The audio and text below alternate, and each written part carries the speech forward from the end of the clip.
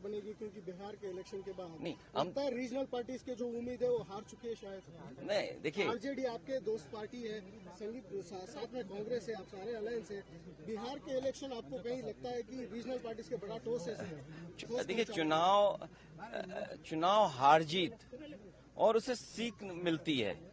आप पॉपुलर हो सकते हैं, आपको वोट ज्यादा मिलेगा, लेकिन बीजेपी की जो मशीनरी है, बीजेपी का जो काम करने का तरीका है, बीजेपी जिन इश्यूज को लेकर के ग्रास रूट तक जाते हैं। मान लीजिए उन्होंने अब ये कहना शुरू किया है कि महिलाओं ने बहुत उन्हें वोट दिया है, विमेन वोट ज्यादा मिला है उनको, ये तो बताया जा सकता है, लेकिन आप 10,000 रुपए कब तक देंगे?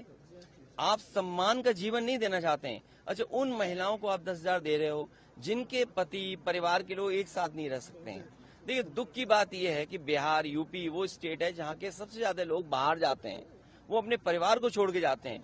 परिवार के साथ परिवार की तरह रहें, उसके लिए सरकार काम नहीं कर रही है। बस 10,000 रुपए दे करके वोट ले लिया, बाद में जैसे और स्टेटों में इन्होंने किया है कि नंबर्स कम कर देना है, बाद में नियम बना देंगे, रूल्स बना देंगे, बाद में पता लगा कि उतनी हमारी माता बहनों को मदद नहीं मिल रही।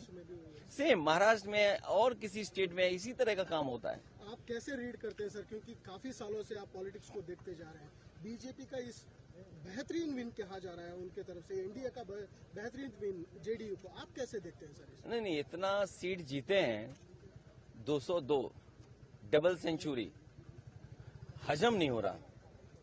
आई am not able to understand कि भाई ये रिजल्ट कैसे, अगर 202 आ सकते हैं तो जिस स्टेट में ज्यादा सीटें हैं, तो अगर 70% 80% सीटें कोई पॉलिटिकल पार्टी जीत सकती है, तो दूसरी पॉलिटिकल पार्टी भी 90% लोगों के साथ काम करके, 90% लोगों के साथ काम करके मैं समझता हूं उनसे बेहतर परफॉर्म कर सकते हैं। क्योंकि अगर ये बेंचमार्क है तो इस बेंचमार्क को तो क्रॉस करना ही करना है हमें।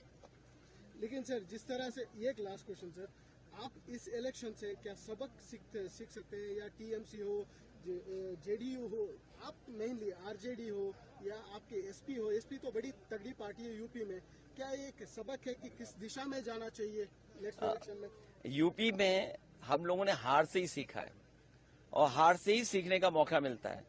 जब आप बिल्कुल नीचे पहुंच जाते हैं तब आपको लगता है कि वो ऊंचाई पर कैसे पहुंचे हैं।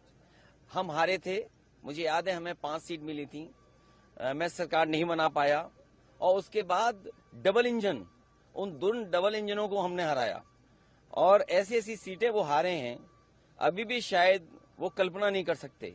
अभी बिहार की जीत यूपी की जीत को बराबरी नहीं कर सकता। यूपी की जीत अलग जीत है, बिहार की जीत अलग जीत है। आप बिहार जीत सकते हैं, लेकिन यूपी की जो हार हुई है उसको अभी हार में जीत में बदलने में समय है। उसके लिए हम लोग तैयार हैं। असेंबली इलेक्शन बहुत दूर नहीं है, उसके लिए हम लोग तैयार हैं। आज जब हम और आप मिल रहे हैं, हो सकता है कि अगर 11 जनवरी 2027, अगर 11 जनवरी 2027 को डिक्लेयर होता है इलेक्शन, तो आज हमारे पास 423-424 दिन है, और यूपी में 403 असेंबली है, तो हमारे पास 20 ही दिन तो स्पेयर में है। तो 20 ही दिन स्पेयर में, बाकी तो हमें काम ही करना है। सर, बेंगलुरु एक बड़ा उम्मीद लेके आए हैं, कैंपेन आपने शुरू किए हैं, क्या सोच रहे हैं सर? देखिए, ये मैंने